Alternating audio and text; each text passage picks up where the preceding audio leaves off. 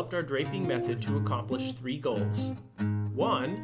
To minimize skin exposure, which decreases risk of contamination. 2.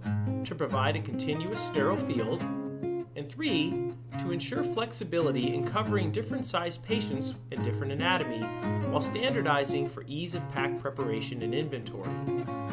The draping consists of 3 huck towels arranged in a triangle centered on the incision site, with a 4th towel available to cover the more cranial part of the patient. Each towel is opened away from the patient and the instrument tray. We use 2 towel clamps per patient, strategically applied to minimize movement of the drapes. For canine spays, the first towel is applied to the far side of the surgical field on an angle from above the umbilicus to the far rear leg, staying very close to midline. The second towel is applied to the near side of the surgical field on an angle from above the umbilicus to the near rear leg, again staying very close to midline. The third towel is applied just caudal to the caudal aspect of the surgical field, crossing the 2 previously placed towels. This towel provides sterile field continuity between the surgical field and the instrument tray. A penetrating towel clamp is then applied at the umbilicus to mark this anatomical feature. A second penetrating towel clamp is placed away from the surgeon at the intersection of the 2 drapes at the caudal aspect of the surgical field. The 4th and final drape is placed across the patient's chest and covers the first towel clamp. Note that only a small area of skin is visible at this point.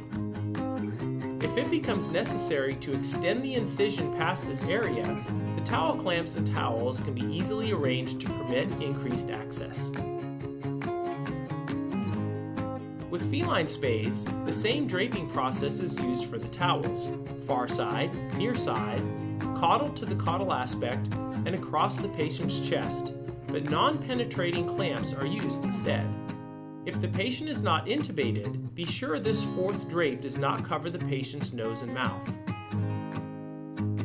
For canine neuters, the first towel is placed on the far side of the scrotum, extending from the surgeon's side of the prepuce to the patient's far rear leg on an angle. The second towel is placed on the near side of the scrotum, extending from the far side of the prepuce to the patient's near rear leg on an angle. The third towel is placed just caudal to the scrotum and reaching on either side to the previously placed towels. At this point, only the scrotum should be visible through the drapes. The 4th towel is available to create continuity between the instrument tray or provide more coverage cranially as dictated by the size of the patient. Then, a penetrating towel clamp is placed at the intersection of each of the first 2 towels, with the 3rd towel immediately adjacent to the scrotum.